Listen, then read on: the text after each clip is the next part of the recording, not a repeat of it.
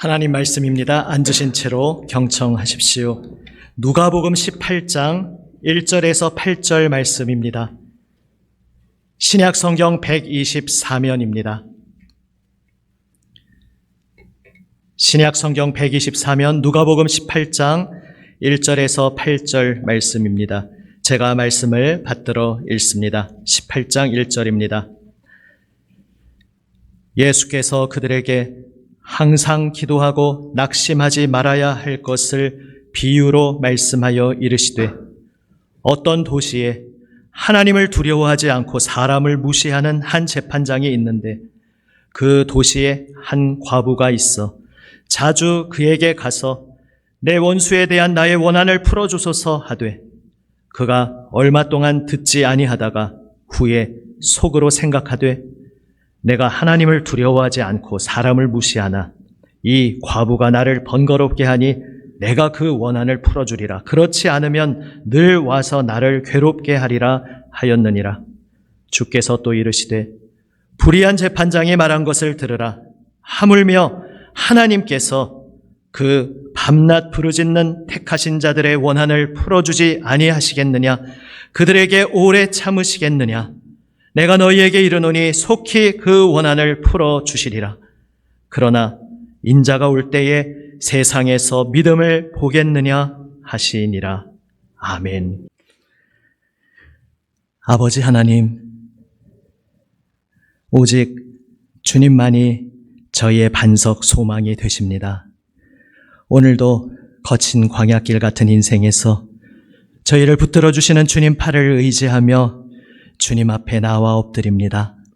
주여, 오직 하나님 바라보며 주님 앞에 나와 예배하는 하나님의 사랑하시는 아들, 딸, 이 시간 주님 생명 말씀을 들려주시옵소서. 예비하신 풍성하신 생명 말씀으로 사랑하시는 자녀의 심령을 새롭게 하여 주시옵소서. 세우신 말씀의 종을 성령님 주장하시고 아버지의 말씀을 담대히 순전히 전하게 하여 주시옵소서. 살아계신 우리 구주 예수 그리스도의 이름으로 기도드립니다. 아멘. 할렐루야. 아멘. 대림절 첫 번째 주일입니다. 교회력으로는 이제 새해가 시작된 셈입니다.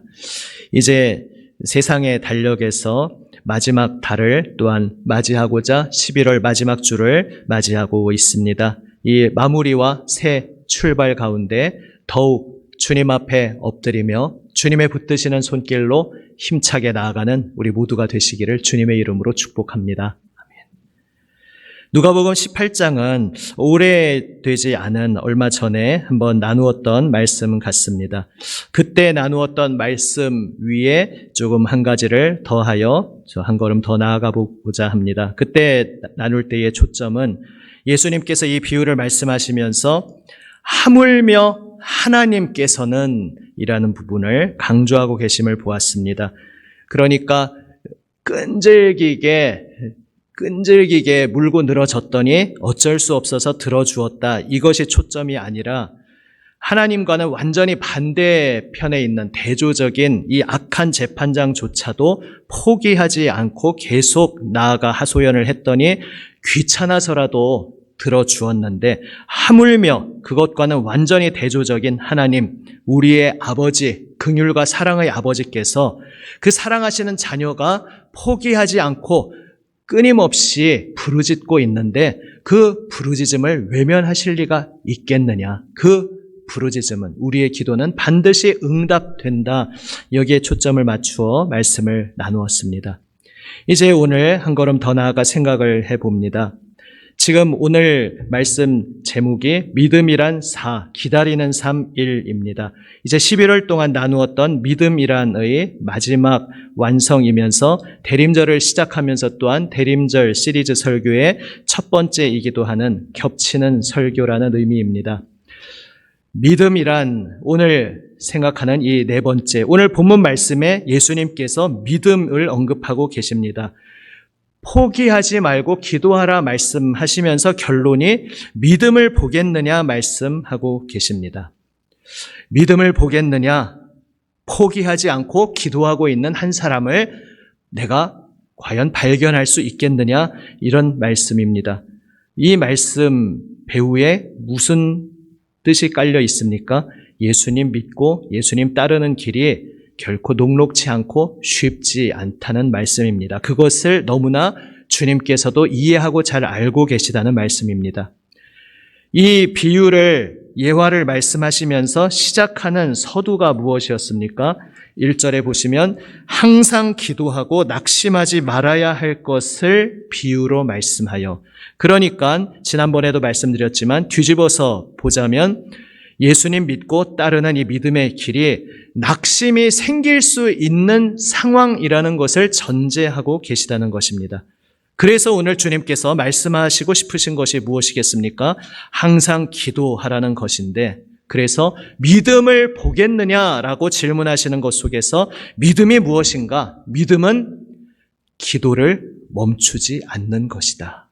믿음이 무엇인가? 믿음이란 기도를 멈추지 않고 계속해서 기도로 하나님 앞에 나아가는 것, 그것이 믿음이라는 것을 주님께서 강조하고 계십니다.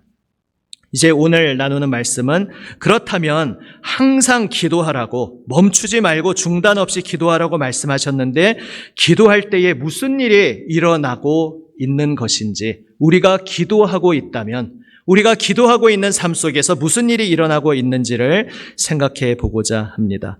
오늘은 크게 개괄적인 큰 그림을 보고 또 남은 대림절 기간에 그 한 가지 한 가지 좀 세부적으로 들여다볼 것입니다.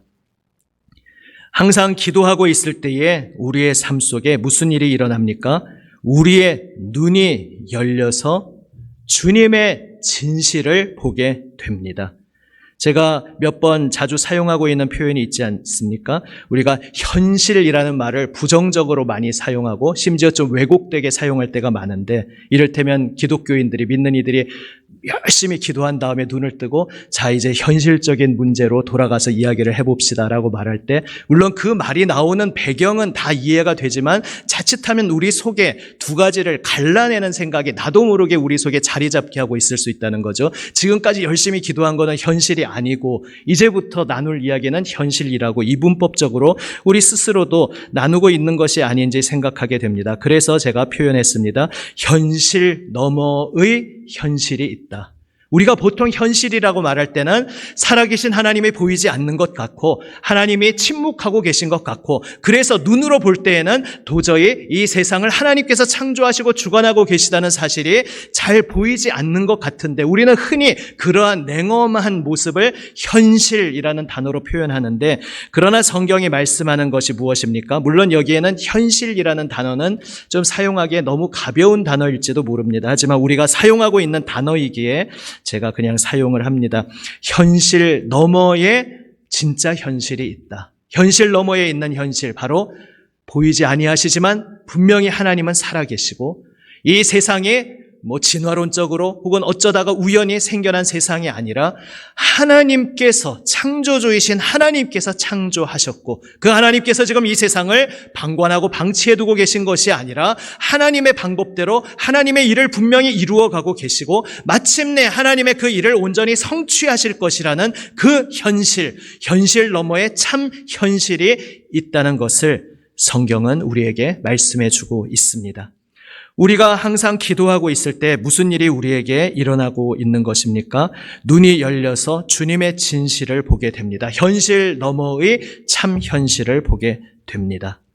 엘리사 이야기에서 우리는 그 아주 단적인 전형적인 사건을 보지 않습니까? 엘리사만 붙잡으면 이스라엘이 꼼짝 못하겠구나. 이제 적국의 왕이 이 엘리사를 체포하러 오지 않습니까? 왜냐하면 쳐들어가려고 할 때마다 엘리사가 이스라엘 왕에게 적군이 이번에는 이쪽으로 쳐들어옵니다. 이번에는 이런 계략으로 쳐들어옵니다. 하나님께 받아서 다 가르쳐줘서 이스라엘이 다 방비를 하고 대비를 하니까 적국의 왕이 그들이 늘 패배하던 핵심 원인에 엘리사가 있다는 것을 알고 엘리사만 붙잡으면 되겠다 하고 옵니다. 사실 얼마나 어리석은 생각입니까? 엘리사가 그렇게 말할 수 있게 하신 하나님이 그 배후에 있다는 것을 생각하면 이 행동조차 너무나 어리석은 행동이지만 어쨌든 엘리사를 붙잡으러 옵니다. 엘리사의 사환이 아침에 일어났더니 자기들이 살고 있는 성읍 주변을 적군이 포위하고 있는 것을 보고 두려워 떱니다. 어떻게 합니까? 선지자님 어떻게 합니까? 그러니까 엘리사가 말합니다.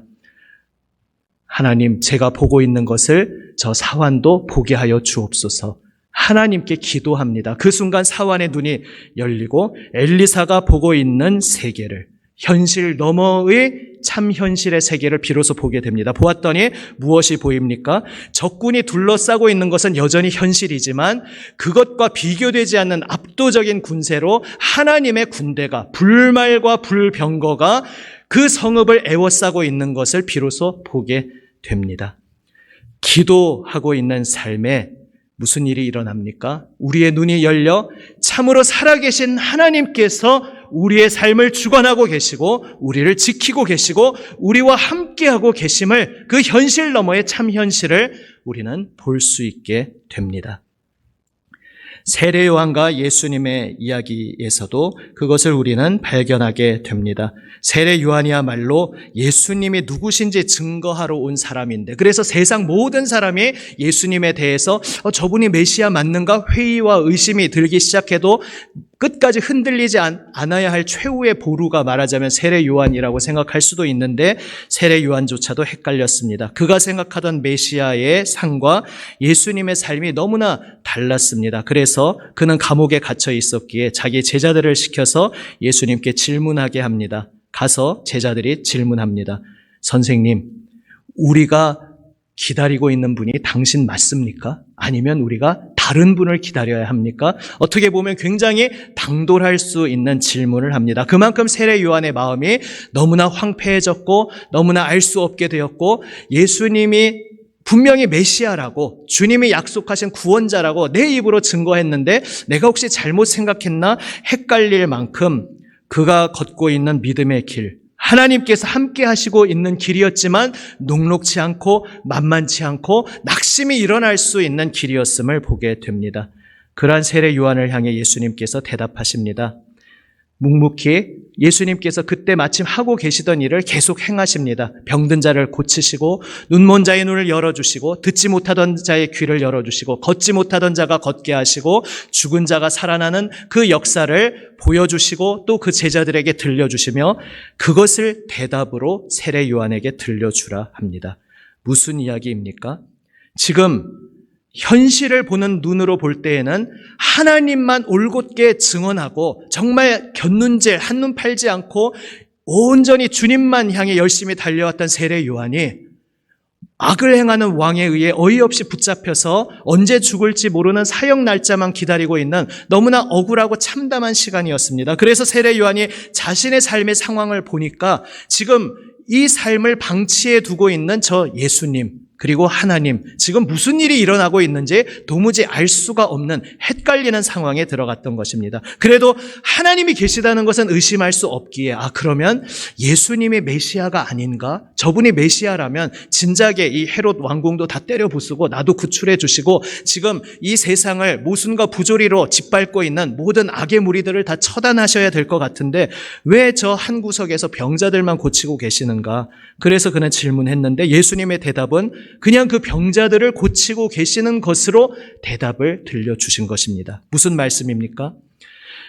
나의 한편의 눈으로 보면 여전히 이 세상은 모순과 부조리로 가득하고 악이 판치고 있고 악이 횡행하며 승리하고 있는 것처럼 보이지만, 그러나 분명히 이 세상의 중심에서, 사실 사람들의 눈으로 볼 때는 예수님이 사역하시는 갈릴리는 변두리 중에 변두리였는데, 그러나 예수님의 눈으로는, 하나님의 눈으로는 세상의 중심에서 하나님께서 이 세상에 찾아오셨고 하나님께서 사람들을 죽음에서 생명으로 옮기고 계시고 하나님께서 한 사람 한 사람을 그 불안과 두려움의 자리에서 평강과 소망의 자리로 부르고 계시다는 사실, 하나님의 역사가 사람들 인생 가운데 일어나고 있다는 것을 보아라. 분명히 지금 하나님은 일하고 계시다. 분명히 하나님께서는 예수님을 통해 역사하고 계시다는 것으로 답을 해 주셨던 것입니다. 우리가 세상 살아갈 때에 여전히 많은 고난이 우리에게 몰려옵니다. 예수님을 믿고 하나님을 믿는 삶 속에서도 그 고난이 면제되는 것처럼 보이지는 않는 경우가 많습니다. 물론 기도함 속에 많은 어려움이 있었는데 기도했더니 그 어려움이 제거되는 그러한 놀라운 역사도 경험합니다. 홍해 바다가 갈라지는 것이 대표적인 역사 아닙니까? 그런데 그 다음에 무슨 일이 일어납니까? 광야길을 걸어가면서 당장 먹을 것이 떨어진 것처럼 보이고 마실 물이 떨어진 것처럼 보이는 그 자리에서 그래도 여전히 하나님은 살아계신지 신뢰와 순종으로 하나님 앞에 엎드리는지 하나님께서 질문하고 계셨습니다. 하지만 눈앞에 위기가 닥쳐올 때마다 홍해바다가 갈라지는 것을 분명히 목격했던 그 백성들은 하나님이 어디 계시냐? 우리를 이 광야로 불러내서 여기서 다 죽이려고 지금 우리를 끌어냈느냐? 계속 끊임없이 불평했습니다. 현실 너머의 현실을 보지 못했기 때문입니다. 세례 요한이 낙심했듯이 우리도 이 길 걸어갈 때 마음이 흔들리고 연약함 속에 불안해할 수 있습니다. 그것을 아시는 주님께서 세례 요한의 마음을 다독여 주셨고 그 세례 요한의 마음을 다독여 주신 주님께서 또한 오늘 우리의 마음을 다독여 주시고 그래 불안하지 두렵지 하지만 내가 너의 눈을 열어주겠다. 지금 세상의 중심에서 예수님을 통해 무슨 일이 벌어지고 있는지 똑똑히 보아라. 주님께서 우리에게 말씀하고 계십니다. 그래서 우리는 오늘도 기도합니다. 불안함과 두려움 속에 마음이 무너져 주저앉으려 하는 나 자신을 위해서 기도합니다. 그때에 눈이 열려 주님의 진실을 볼 수 있음을 우리가 알기에 우리는 기도합니다. 또한 우리는 서로를 위해 기도합니다.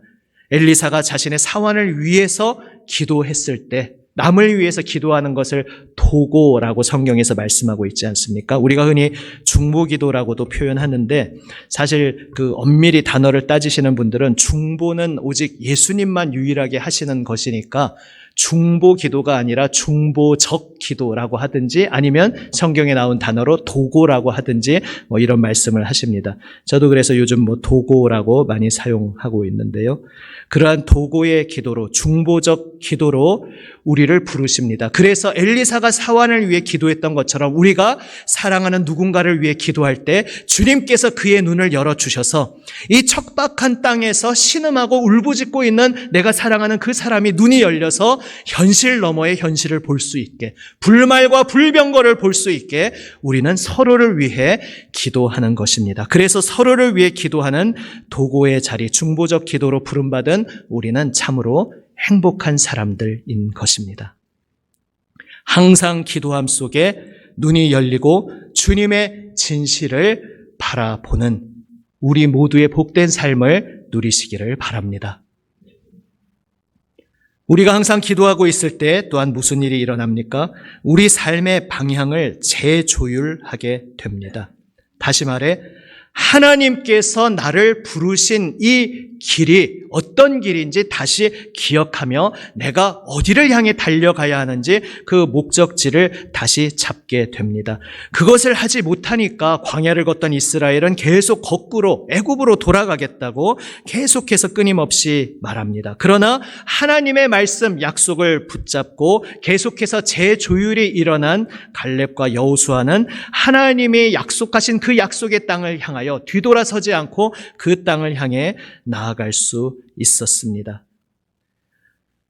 돌밭, 가시덤불, 씨 뿌리는 비유에서 주님께서 예를 드신 돌밭과 가시덤불의 문제가 무엇이었습니까? 고난이 와서 너무 두려움이 나를 삼킬 때, 또 계속되는 지루한 발걸음 속에서 내가 믿음으로 길을 걷는데 무언가 자꾸 지쳐가는 것입니다. 자꾸 내 영혼이 탁해져 가는 것입니다. 그런 가운데 생존을 위해서 지난주 말씀드린 것처럼 생존을 위해서 살아가는 인생으로 무엇을 먹을까 마실까 여기에 골몰하며 내 생존의 초점을 맞추게 됩니다. 그러다 보니까 주님의 선한 통로로 사용되지 못하는 일이 일어납니다.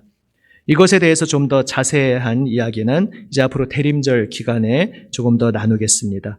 우리가 기도할 때에 주님께서 우리의 눈을 열어주심으로써 우리는 내가 어떤 길로 부름받았는지, 그렇지 나는 약속의 땅 가나안을 향해 부름받았지. 구약식으로 표현하면요. 신약식으로 표현하면 그렇지 나는 우리 예수님이 그 핏값으로 핏값을 치르시고 피 흘리셔서 구원하신 그 영생을 받았고, 그래서 하늘과 땅을 새롭게 하시는, 모든 것을 죄와 죽음에서 건지셔서 새롭게 하시는 그 하나님의 영광스러운 손길, 그 영광의 대열에 함께 동참하도록 부름받았지. 내가 지금 고난의 가시밭길을 걸어가고 있지만 내가 걸어가고 있는 목적지는 바로 온 세상을 새롭게 하시는 그 주님의 영생의 길이었지. 이것을 우리는 다시 기억하게 되는 것입니다. 다르게 표현하면 주님의 꿈을 함께 꿈꾸게 되는 것입니다. 항상 기도함 속에 세상을 새롭게 하시는 주님의 꿈, 생명 살리시는 주님의 꿈에 동참하며 하루하루 걸어가시기를 주님의 이름으로 축복합니다.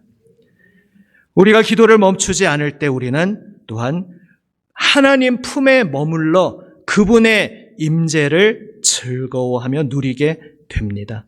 왜 마르다가 그렇게 고생하면서 열심히 예수님 대접하려고 상을 차리고 있었는데 얼핏 보면 참 냉정한 듯한 대답으로 말씀하십니까? 그것이 냉정하게 야 네가 하고 있는 거 다 지금 쓸데없어 이렇게 말씀하신 것이 아니라는 것을 계속 나누었습니다.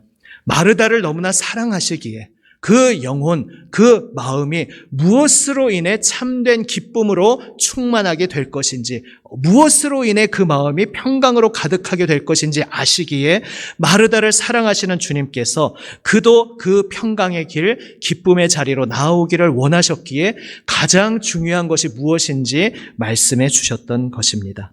그래서 열심히 섬겼던 그 섬김이, 봉사가 아무 의미가 없다는 것이 아니라 그 모든 것들이 내 영혼에도 열매 맺게 되기 위해서는 이것이 필요하다 말씀하신 것입니다. 나는 열심히 달려서 그것으로 인해 다른 사람들이 유익을 얻고 다른 사람들이 구원을 얻었고 다른 사람들이 위로를 얻은 것은 부인할 수 없는 사실일 것입니다. 그런데 내가 열심히 달려서 다른 사람들은 너무 많은 유익을 받았는데 나는 탈진해버리고 내 속은 공허하고 나는 그냥 지쳐 쓰러져 버리면 나에게는 무슨 유익이 있겠습니까? 바로 그러한 우리의 모습을 향해 주님께서 마르다를 향한 그 음성으로 말씀하신 것입니다.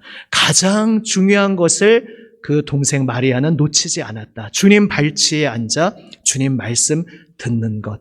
이제 앞으로 대림절 말씀드리겠지만 이 발치에 앉아 말씀 듣는다는 것이 바로 기도와 동일한 말입니다. 주님 발치에 앉아서 주님의 음성을 듣는 그 기도의 자리, 바로 주님 품에 가만히 안겨서 그냥 주님 말씀하시는 말씀을 듣고 있는 그것이 우리가 모든 섬기는 아름다운 일이 나의 영혼에까지 기쁨과 평강의 열매로 맺혀지는 그러한 비밀이기에 주님께서는 우리를 그분의 품으로 기도하는 자리로 부르고 계신 것입니다. 주님의 사랑으로 부름받으신 여러분, 항상 기도하라. 항상 기도의 자리를 지켜라. 그리할 때에 낙심의 자리에서 다시 일어날 수 있다. 내가 다시 올 때에 바로 그 한 사람을 찾기 원한다 말씀하시는 주님의 음성이 바로 나 자신을 향한 음성임을 오늘 믿음으로 고백하시기를 바랍니다. 그 믿음으로 주님의 말씀을 나에게 주시는 말씀으로 붙잡고 아멘, 그렇습니다. 제가 멈추지 않고 어떠한 고난과 어려움 속에서도 낙심하게 되는 그 상황 속에서도 다시 일어나 주님을 바라보겠습니다. 그래서 주님 저의 눈을 열어주심으로 현실 너머의 현실을 보고 나를 부르신 이 길이 목적지가 어디인지 다시 기억하며 주님의 품 안에서 주님 품에서 누리는 그 기쁨과 평강을 누리겠습니다. 고백하며 그 복된 삶을 누리시기를 바랍니다. 주님과 함께 기도의 복을 누리며 날마다 힘차게 전진하시기를 주님의 이름으로 축복합니다. 아멘. 기도하시겠습니다. 아버지 하나님 감사합니다.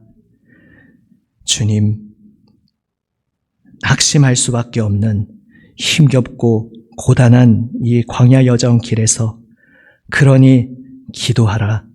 깨어서 나와 함께 기도하자 초청하여 주시는 예수님의 음성을 오늘 다시 듣습니다.